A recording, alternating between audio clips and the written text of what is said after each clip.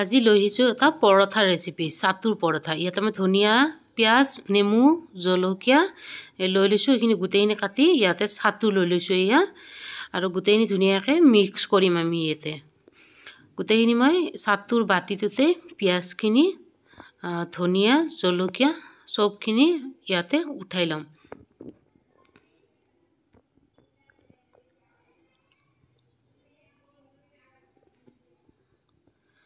আৰু এই নেমুখিনি ইয়াতে এনেকৈ চেপি দিম।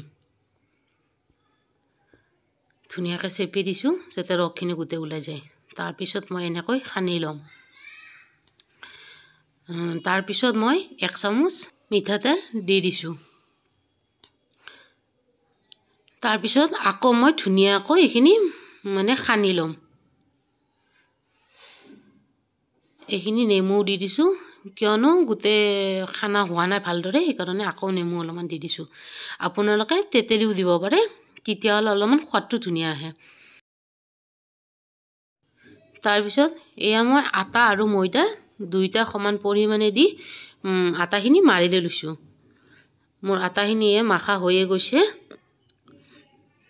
ইয়াৰ পাছত মই লাড়ু বনাম ধুনীয়াকৈ, পৰঠাত যিমানখিনি ডাঙৰকৈ লাড়ু লাগে সিমানখিনি কৰি ধুনীয়াকৈ বনাম।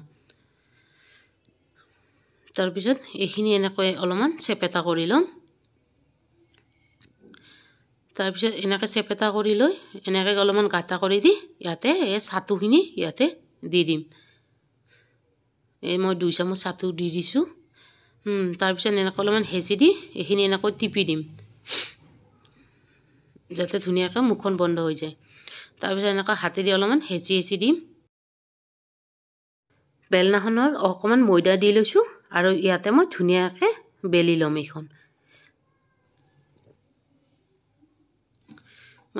অলপ লাহে লাহে বেলিব লাগে যাতে ছাতুখিনি ওলাই নাযায়।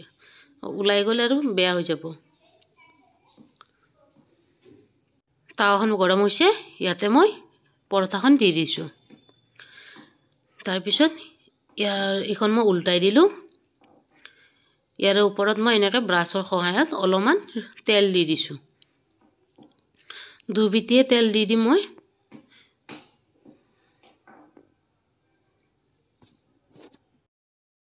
তাৰপিছত 2 মিনিটমান থকাৰ পাছত পৰঠাখন হৈয়ে যাব। এটা চাইডে হৈয়ে গৈছে আমাৰ, এইটো চাইডেও হৈ গৈছে। তাৰপিছত মই নুমাই দিম। আৰু পৰঠা আছিল নহয়, আকৌ মই ইয়াতে এনেকৈ বহাই দিছোঁ। এইখনো এনে আগৰখনৰ দৰে তেল দি ইপিঠি সিপিঠি লাৰি দি নমাই দিছোঁ। আৰু এয়া দেখিছে পৰঠা ধুনীয়া কোমল হৈছে আৰু খাবলৈ ধুনীয়া হৈ গৈছে। আৰু এয়া আছিল আমাৰ আজি ছাতুৰ পৰঠা। আপোনালোকৰ ভিডিঅ'টো চাই বাৰু কেনেকুৱা পালে জনাবচোন। আজিলৈ ইমানেই।